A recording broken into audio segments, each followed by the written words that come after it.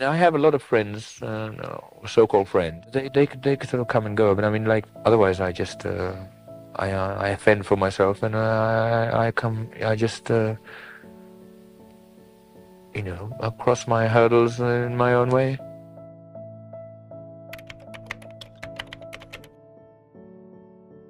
Deep down there, in spite of the tough facade you put on, Yeah, you're right. Yeah. a romantic at heart. Well, I guess so. Yeah. But I think yes, I like writing songs about love because I mean there's so much scope. I'm a true romantic, yeah, just like Rudolph Valentino. I like writing romantic songs. I've always written those. I mean, since the early days, since the first, second album, and I think I'll always write them because I mean it's sort of part of me, and that doesn't mean I only write those kind of songs. I like to write all kinds of different songs, but the romantic types will always be there. Love and the lack of love is always going to go on, and there's so many different ways that people fall in love, and the way that people fall out of love, and to actually sing and write about love is just limitless, you know. And you're going to talk about your kind of lover. It is something that maybe I'm striving for it. I'm trying to say that I can be somebody's lover, you know, a good lover, and that's another aspect of me too. There comes a time when you want to share your life with someone one day. Yes, but nobody wants to share their life with me. Yes, I do. Of course I do. I'm not married to music. I'm married to love. Mm-hmm. And do you have time for that in a kind of schedule? I might not have time for it, but I'm not married to music. I mean, that's my work. It's my job. I get up every day. It's like, it might not be 9 to 5, but it's my job. The way I see music is something that I earn my living with. Mm-hmm. But I'm not being married or whatever is Are you romantic at all? Are you a sentimentalist? Yeah, that's right, yeah. I'm married to love. I marry people.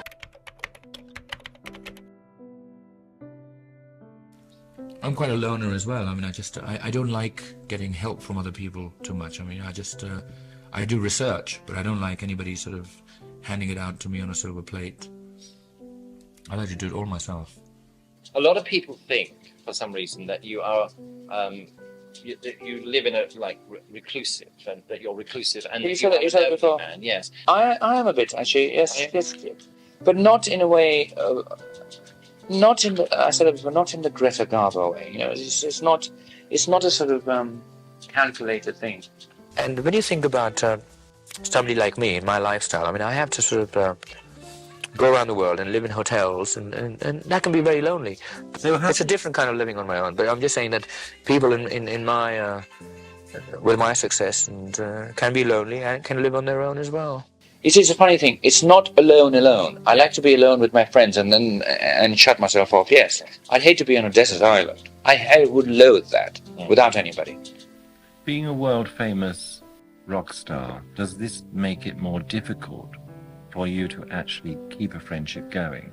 Yes, because I think it's harder for other people to try and understand me as a normal person, because basically when it comes to a relationship, it doesn't matter who you are, if you're the Queen of England or when you're a celebrity or whatever, it's hard to approach somebody and say, look, you're normal underneath it. It's a sort of shy sort of outlook, you see. You know, I'm petrified of being alone, which is true.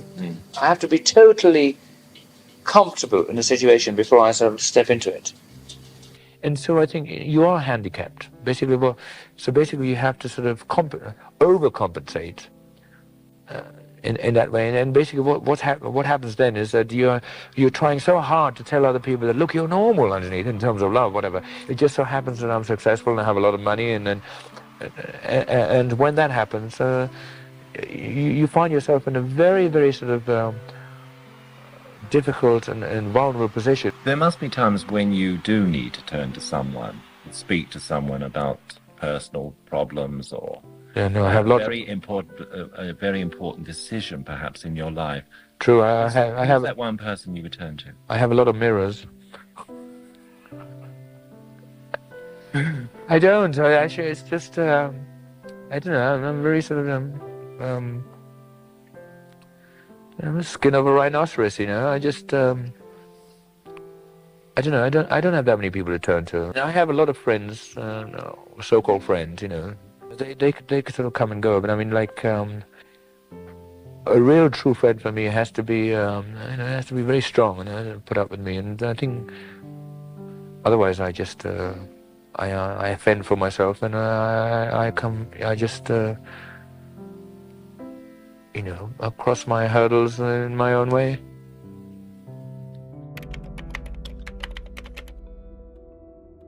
And when people let you down, what happens is you basically you just want to go on stage, and then there are all these people who are, it's very gratifying. They all sort of want you, or they adulate, but you're still untouchable. But that to me is about as far as I can go. When I come back to, that's my that's my fantasy, and then I come back to reality, and I don't have anybody to actually sort of give me that. So are you somewhat suspicious? Oh yeah, I told you, I'm very skeptical, very suspicious of.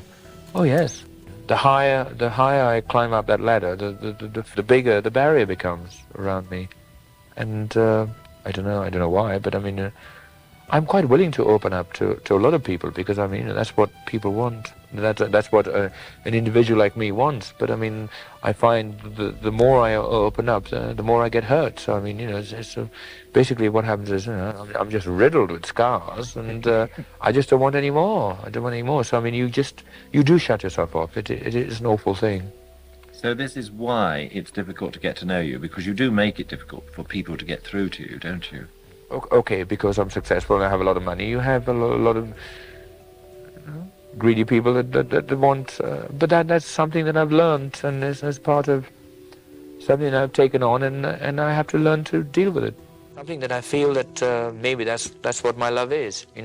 I haven't actually analyzed myself and said, okay, my love is dangerous. I think after all these years, I just feel like you asked, and I don't think I can. I'm not a very good partner for anybody, and I just think maybe that's what my love is.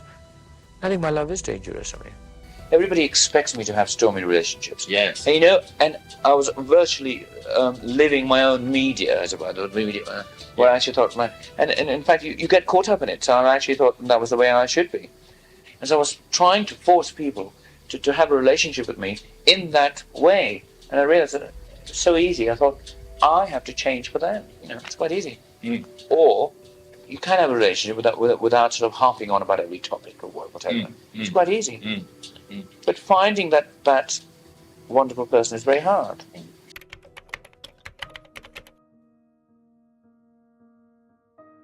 I'm very happy with my relationship at the moment. And I really, honestly, I couldn't ask for better. That I finally found a niche that I was looking for all my life. It's like I don't have to try so hard. I don't have to prove myself hard. I've got a very understanding relationship. It's just like, oh God, it sounds funny. It's like I wanted a kind of genuine tranquil after the storm, and I think most of my. I was trying too hard. I was also searching too hard.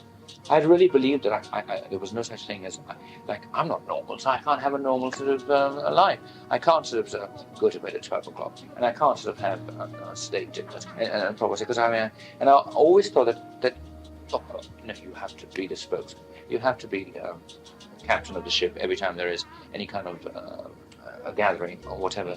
I thought I was working so hard, sort of like performing for everybody. Yes. Even off stage, and I just thought, no, you don't have to do it. Let others do it. Just be yourself and be, try and be run of the mill. Be run of the mill. Yeah. So now I love it. I just think, oh yes, I am boring. I'm sorry, I can't entertain you.